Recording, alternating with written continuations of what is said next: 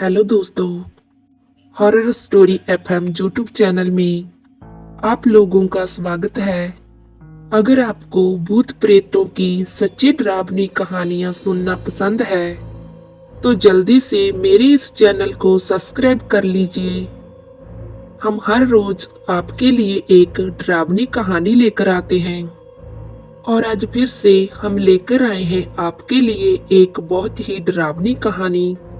तो इसे खुद भी सुनिए और दूसरों के साथ भी शेयर कीजिए और मजा लीजिए इस सच्ची डरावनी कहानियों का। तो चलिए बढ़ते हैं आज की डरावनी कहानी की तरफ। हमारी आज की कहानी है रहस्यमयी कुआं। प्रतापगढ़ में राधिका अपनी मम्मी पापा के साथ आई हुई थी। उसे वहां पर अपनी नानी के घर पर रुकना था। वो अपनी नानी के घर कुछ दिन रहती है, वहां के नज़ारों को देखती है और घूमते घूमते उस कुएं के पास आ जाती है। परंतु उसे ये नहीं पता होता कि यहाँ पर एक भटकती, बहुत ही दुख से पीड़ित आत्मा रहती है। शाम का समय था, सूरज ढल चुका था। उसे गांव में घूमते घूमते समय का कुछ पता ही नहीं चला। वो उस कुएं के पास आती है। वो कुएं के पास पीठ कर कर खड़ी होती है और तभी उसे अचानक ऐसा लगता है कि उसके पीछे कोई खड़ा है और उसे टच करने की कोशिश कर रहा है। वो जैसे ही पीछे पलट कर देखती है और उसे वहां पर कोई भी दिखाई नहीं देता। वो इस बात को इग्नोर करके अपने घर को वापस चली जाती है। परंतु उसे घर पर आते समय अपने साथ कुछ गलत महसूस हो रहा था। उसे ऐसा लग रहा था कि जैसे कोई उसके पीछे पीछे आ रहा हो। वो अपने घर आ जाती है और वो दिन भर गांव में घूमते घूमते थक गई थी और वो सीधा जाकर बेड पर लेट जाती है। उसे नींद कब आ जाती है उसे खुद भी पता नहीं चलता। रात के तकरीबन 1 बजे उसे बहुत प्यास लगती है और वो उठकर सीधे किचन में जाती है और तभी उसे ऐसा लगता है कि किसी ने उसके कानों में राधिका नाम पुकारा है। यह आवाज उसके कानों में बार बार सुनाई देने लगती है, जिससे वो एकदम चौंक जाती है और जल्दी से पीछे पलट कर देखती है, पर उसे वहां पर कोई दिखाई नहीं देता। ये घटना उसके साथ दूसरी बार घटती है। इसके बाद राधिका बहुत डर जाती है। वो सोचती है कि आखिर मेरा नाम लेकर मुझे कौन पुकार रहा है, और अपने इर्द गिर्द देखती है, परंतु उसे वहां पर कोई भी दिखाई नहीं देता है। और फिर वो अपने बेडरूम में चली जाती है। उस कुएं के पास से लौटकर आई थी और तब से ही उसके साथ बहुत ही अजीब अजीब घटना हो रही थी। अगली सुबह जब राधिका उठती है और वॉशरूम में फ्रेश होने के लिए जाती है, और तब उसके पेट में बहुत ज्यादा दर्द होने लगता है और उल्टियां भी आने लगती हैं। उल्टियों से उसके मुंह से कुएं वाला गंदा पानी निकलता है। उसकी तबीयत बहुत ही खराब होने लग जाती है और उसके मम्मी पापा को कुछ भी समझ में नहीं आता है कि आखिरकार राधिका के साथ क्या हो रहा है, और राधिका को कुछ भी अच्छा नहीं लगता है। उसे बस रात दिन डर लगता रहता है।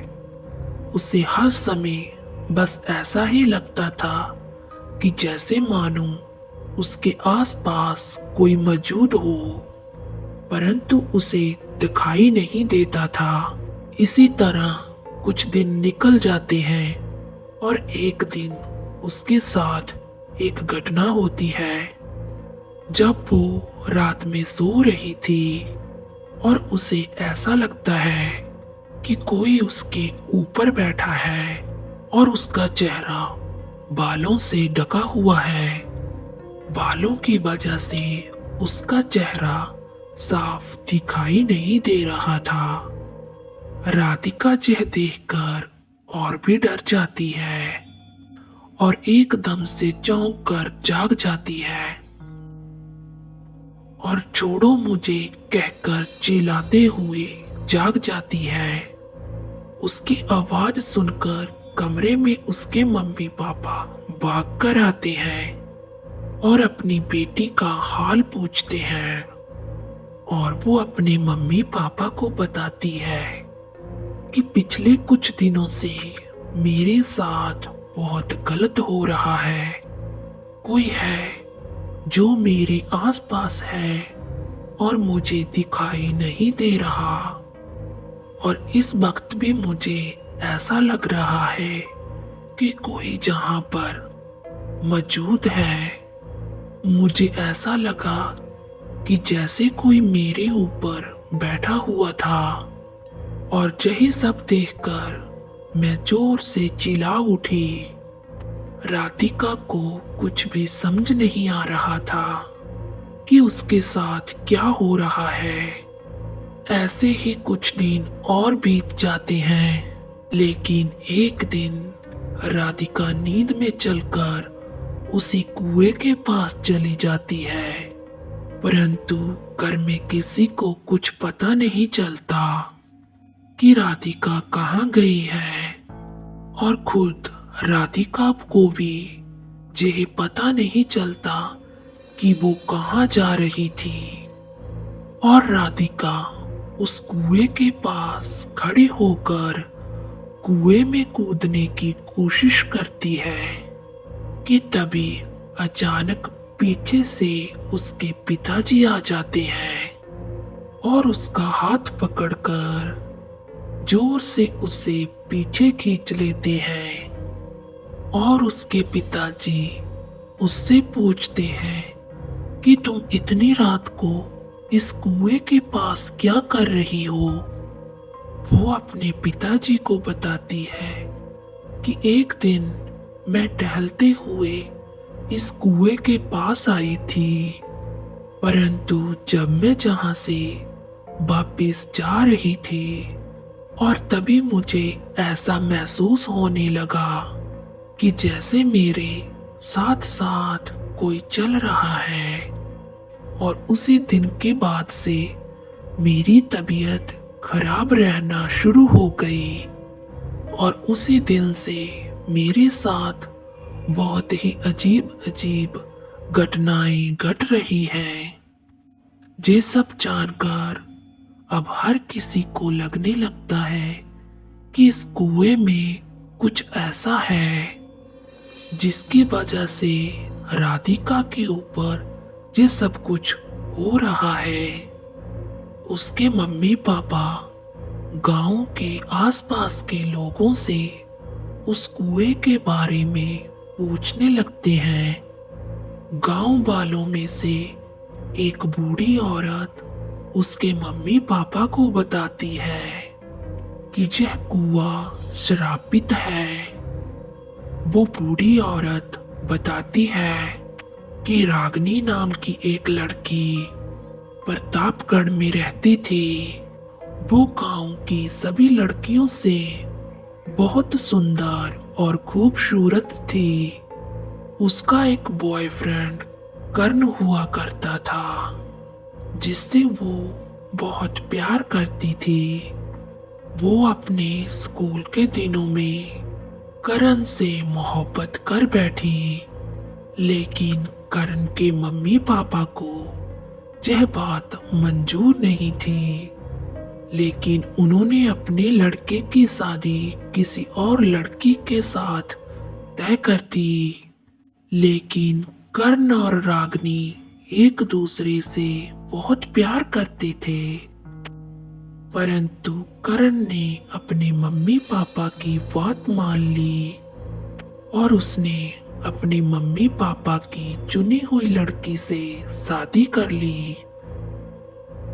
और ये बात कर्ण ने रागिनी को नहीं बताई, और यही बात रागिनी को अच्छी नहीं लगी और उसने गुस्से में आकर अपने ही घर के पास बने हुए उस कुएं में कूदकर खुदकुशी कर ली।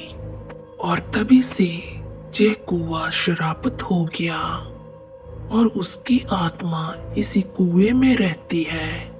वो बूढ़ी औरत राधिका के मम्मी पापा से कहती है, यदि आपने बहुत जल्द कोई उपाय नहीं किया तो आपकी लड़की भी उसी कुएं में गिरकर मर जाएगी, क्योंकि उस लड़की की आत्मा तुम्हारी बेटी को भी अपने साथ ले जाएगी।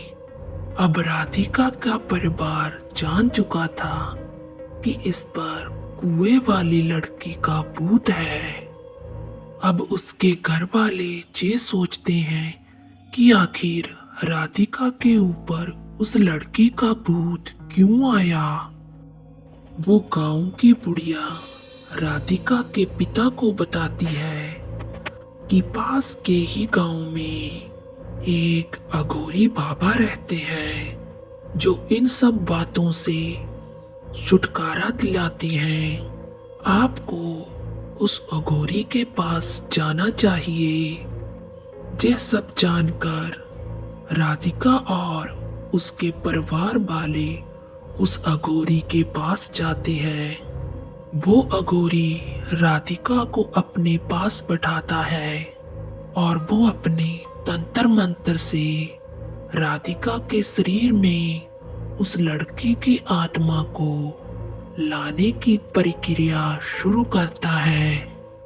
काफी देर बाद राधिका के शरीर में उस लड़की की आत्मा आ जाती है और वो अघोरी उस आत्मा से पूछता है कि आखिर तुम राधिका को क्यों परेशान करती हो। और जब वो आत्मा राधिका के शरीर में आती है और राधिका का शरीर अकड़ जाता है, उसकी गर्दन टेढ़ी हो जाती है और आंखों की पुतलियां ऊपर चढ़ जाती हैं। यह सब देखकर राधिका के मम्मी पापा बहुत डर जाते हैं और वो अघोरी उस आत्मा से पूछता है कि तुम क्यों उसे परेशान कर रही हो। और तब वो आत्मा बताती है कि जिस तरह से मुझे प्यार में धोखा मिला था और इसे भी प्यार में धोखा ना मिले, इसी वजह से मैं इसे अपने साथ ले जाना चाहती हूँ और मैं इसे अपने साथ ही लेकर जाऊंगी। तुम मेरा कुछ नहीं बिगाड़ पाओगे। और फिर अघोरी बाबा राधिका के शरीर से उस आत्मा को निकालने के लिए कुछ मंत्र पढ़कर विभूति को राधिका के शरीर पर डालते हैं। ऐसा करने से उस आत्मा की शक्तियां कमजोर होने लगती है और वो दर्द के मारे तड़पने लगती है। और कुछ देर बाद वो राधिका के शरीर को छोड़कर चली जाती है और राधिका बेहोश होकर नीचे गिर जाती है। और फिर अघोरी बाबा राधिका के मम्मी पापा को एक रुद्राक्ष जो मंत्रों के साथ सिद्ध किया हुआ था वो देते हैं और कहते हैं, यह रुद्राक्ष को राधिका के गले में डाल देना और कभी मत उतारना। और अगर इसने यह रुद्राक्ष उतार दिया और फिर से वही आत्मा इसके शरीर पर कब्जा कर लेगी और फिर मैं भी इसे बचा नहीं पाऊंगा। और फिर राधिका के मम्मी पापा उसे लेकर घर आ जाते हैं और अब धीरे धीरे राधिका ठीक होने लगती है। तो दोस्तों, कैसी लगी आपको आज की हॉरर कहानी? अगर आपको कहानी अच्छी लगी तो प्लीज चैनल को सब्सक्राइब एंड वीडियो को लाइक जरूर करना। तो चलिए दोस्तों, मिलते हैं एक और नई खौफनाक कहानी के साथ।